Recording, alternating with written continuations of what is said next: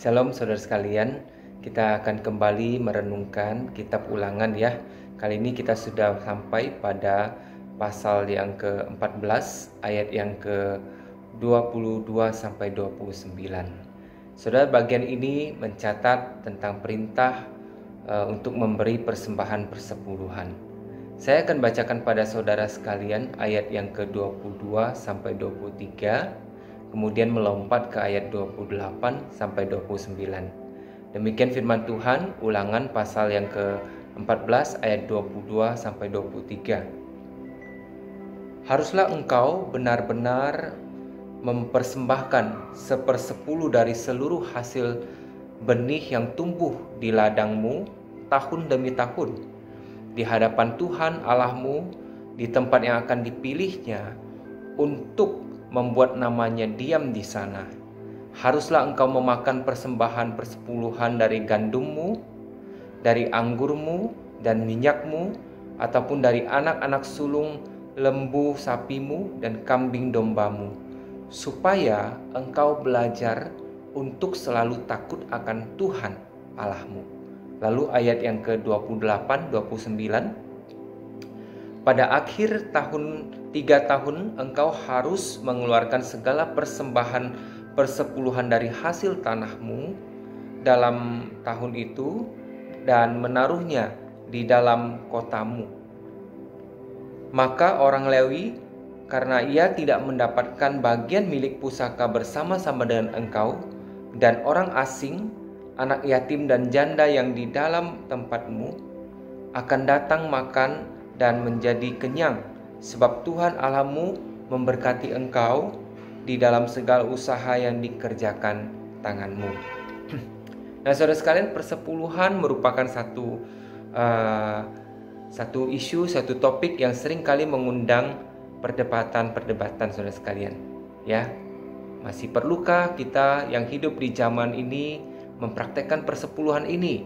Atau hitungannya seperti apa? Dari seluruh pendapatan kita kah?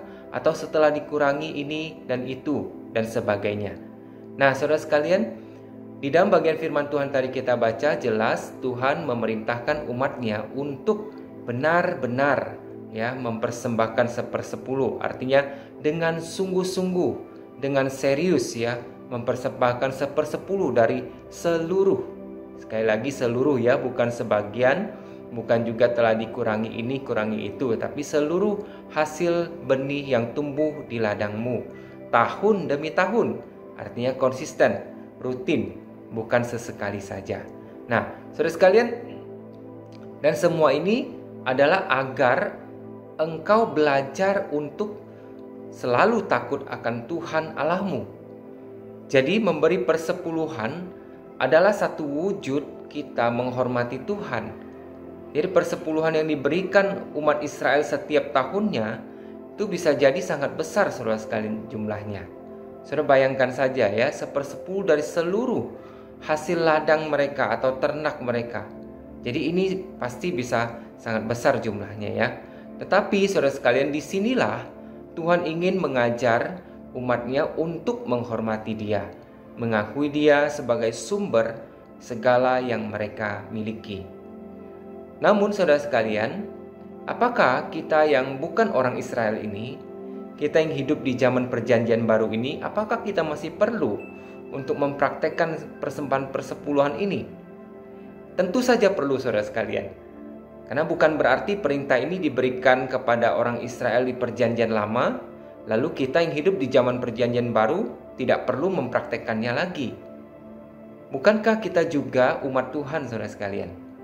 Bukankah kita juga perlu belajar untuk takut akan Tuhan? Perlu belajar untuk mengakui bahwa segala hal yang kita peroleh sebenarnya bersumber dari Dia. Nah, harus diakui saudara sekalian, terkadang orang Kristen ya mikir-mikir untuk memberi persepuluhan ini saudara sekalian. Nah, salah satu masalahnya ya karena jumlahnya yang bisa jadi akan sangat banyak saudara sekalian, sangat besar. Wah, ini 1/10 dari gajiku sebulan loh, gede loh, sayang loh gitu. Ini udah bisa saya pakai untuk ini, untuk itu. Jadi semakin besar penghasilan kita, ya, semakin besar pula persepuluhannya. maka akan membuat kita mikir-mikir untuk memberikannya, bukan? Nah, saudara, disinilah kita belajar untuk takut akan Tuhan. Tuhan adalah sumber atas hidup kita. Tuhan atas segala yang kita miliki. Ketika Tuhan memerintahkan kita untuk mengembalikan 1/10 dari yang Ia berikan kepada kita, Dia mau kita belajar mentaatinya lebih dari apapun. Dia mau kita belajar bersandar kepada Dia, bahwa Dia sanggup memelihara kita dengan sisa yang 90% yang kita miliki. Bukankah Tuhan Yesus pernah dites, saudara sekalian, dengan pertanyaan, apakah diperbolehkan membayar pajak kepada Kaisar? Saudara, dengan menunjuk pada sebuah koin yang bergambar wajah dan tulisan Kaisar, Tuhan Yesus menjawab dengan bijaksana pertanyaan ini. Tuhan Yesus bilang, berikanlah kepada Kaisar apa yang wajib kamu berikan pada Kaisar, dan kepada Allah apa yang wajib kamu berikan kepada Allah.